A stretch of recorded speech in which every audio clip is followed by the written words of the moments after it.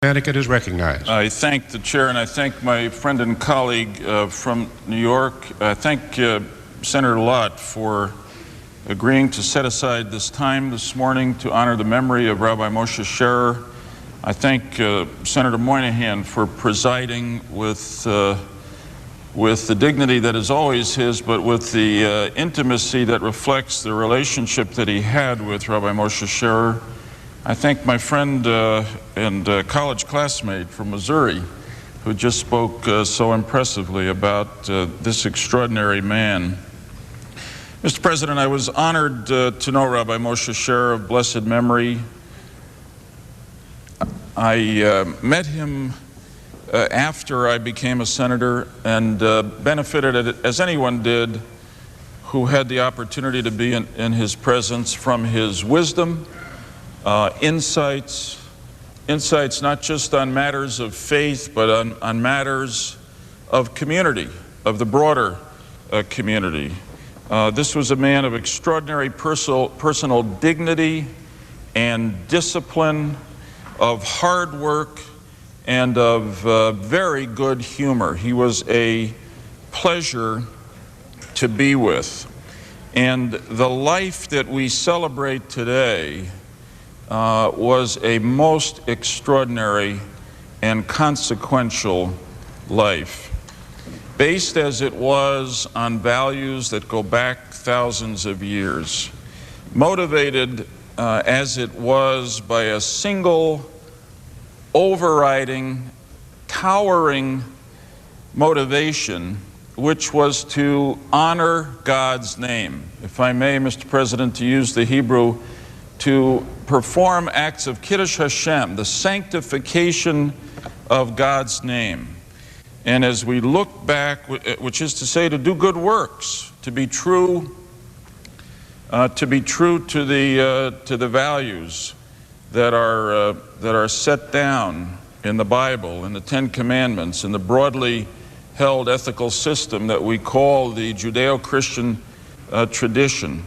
Rabbi Sherer did that magnificently, rising to become, I would say, as we end this century, clearly one of the great leaders of the Orthodox Jewish community in America in this century, one of the great leaders of any faith-based community in America during this century. Those who have spoken before me have spoken of the extraordinary record of service and growth that Rabbi Sherer gave. I've spoke to him several times about it. When in 1943 he was asked to take a position at this organization, Agudath Israel, he spoke to friends and they told him he would be foolish to even consider doing it. This was an organization that had little credibility, had a few members.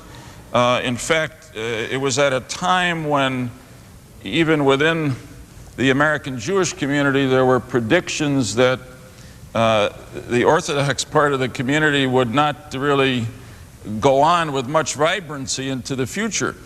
And so somebody actually referred to the either this organization or the Orthodox community generally as a sickly weed.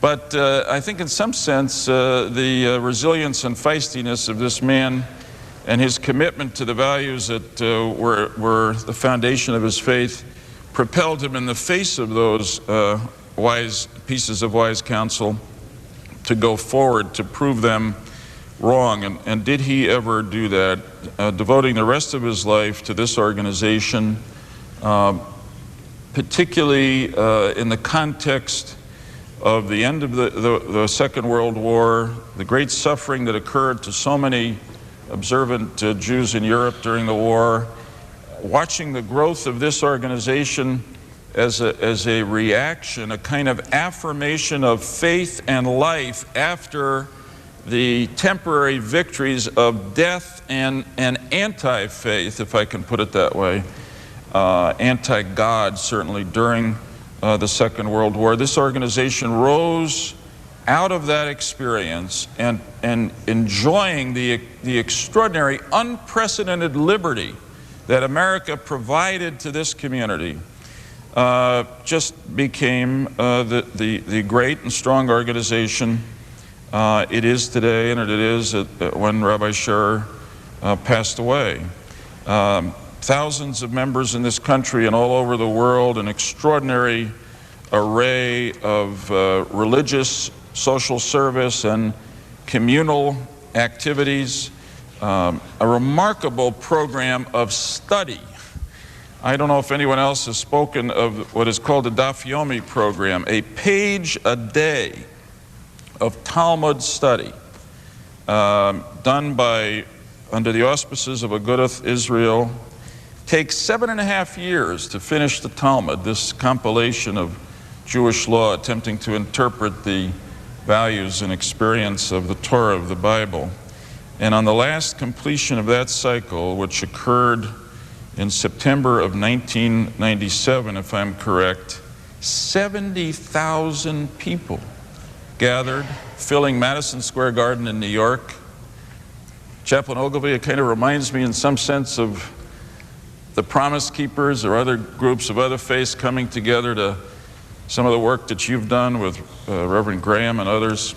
70,000 people, first filling Madison Square Garden, and then in halls and chambers all over America, all over the world on one night to celebrate in what is called A Siyum, the completion of this 7.5-year day-by-day trek through this experience. Remarkable achievement and a commitment to live by the values that were part of that organization and that experience.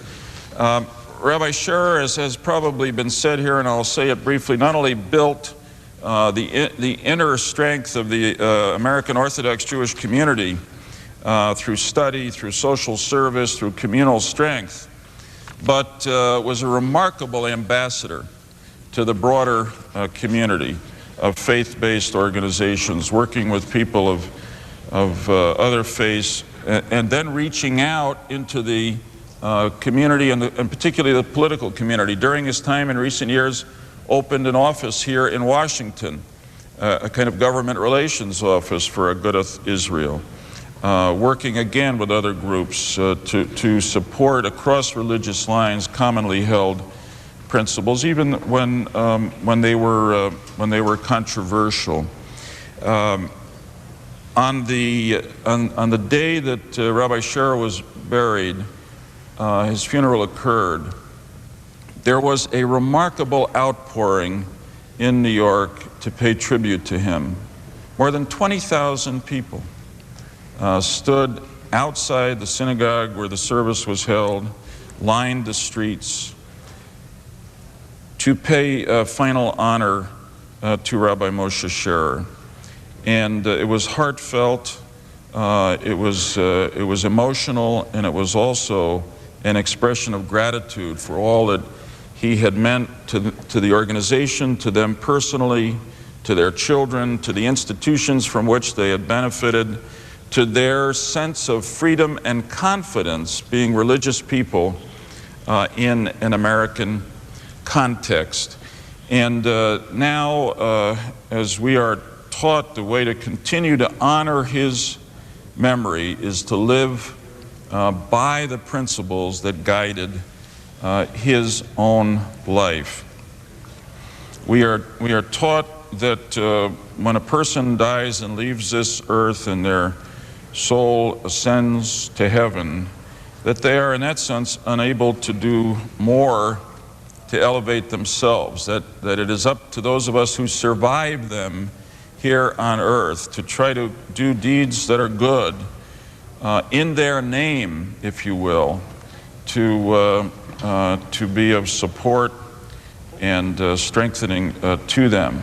And I think that is the work that has continued in the organization, in the lives of the individuals, and in all of us who were touched by Rabbi Moshe Sherer. So I join my colleagues in paying tribute to him, to those who have continued the strong and important work of Agudath Israel, to offer condolences to his wife, to his to his children, to his grandchildren, and to his great-grandchildren.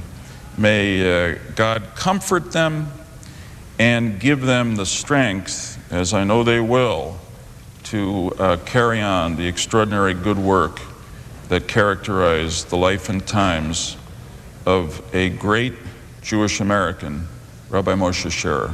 I thank the chair and yield the floor. Mr. President. The senator from